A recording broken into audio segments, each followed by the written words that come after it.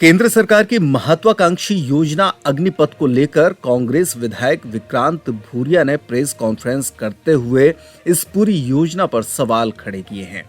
उन्होंने कहा कि इसमें ज्वाइनिंग को लेकर सरकार किसी भी तरह का लेटर नहीं दे रही। इसके अलावा जो भी अग्निवीर बन रहे हैं उन्हें वेतन का भुगतान कम मिल रहा है और अगर कोई अग्निवीर अपनी सर्विस के दौरान शहीद होता है तो उसे कोई भी लाभ नहीं मिलता। विक्रांत भूरिया ने यह भी बताया कि अग्निपथ योजना में शहीद होने वाले युवाओं को शहीद का दर्जा भी नहीं दिया जाएगा, न तो उन्हें ज्वाइनिंग लेटर दिया जा रहा है और न ही इसका बहुत अच्छा लाभ मिल रहा है। उन्होंने कहा कि अग्निपथ योजना को बंद कर दिया जाना चाहिए। लगभग 1.5 लाख युवाओं को अग्निपथ योजना में ज्वाइनिंग न मिल पाने की बात भी कही।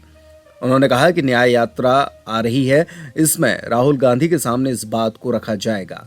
22 फरवरी से राहुल गांधी की न्याय यात्रा में ये बात राहुल गांधी के समक्ष रखने की बात विक्रांत भूरिया ने कही।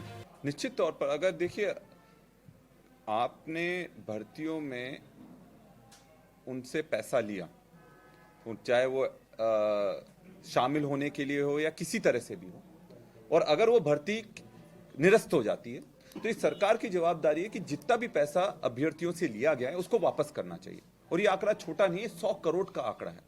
पूरे देश में 100 करोड़ का आंकड़ा मायने रखता है। और किस तरह से पहले तो जो हमारे देश के लिए युवा मर मिटने को तैयार है उसको आप लूटते हो, और उसके बाद जब भर्ती नहीं देते तो कहीं ना कहीं उसको ठगते हो। तो दोनों तरफ से मार उन युवाओं पर पड़ रही है, जो कि पूरी तरह से गलत है।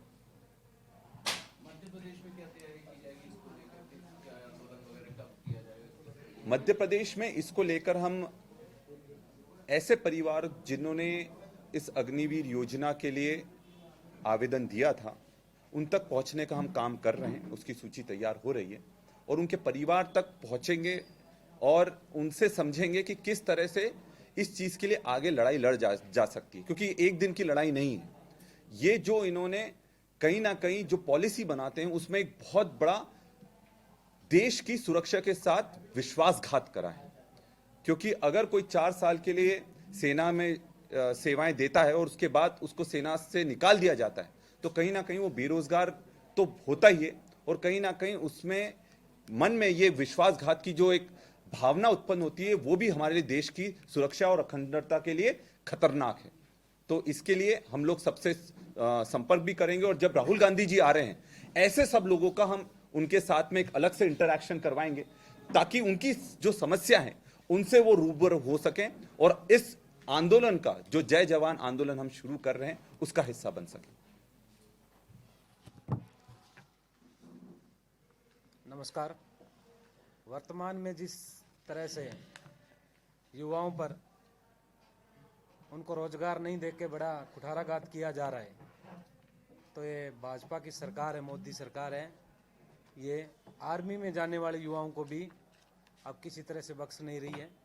उन पर भी ये अग्निपथ योजना लेके आए हैं। उनको भी जो 1.5 लाख युवा थे उनके ज्वाइनिंग लेटर आ चुके थे, लेकिन उनको ज्वाइन नहीं करवाया गया।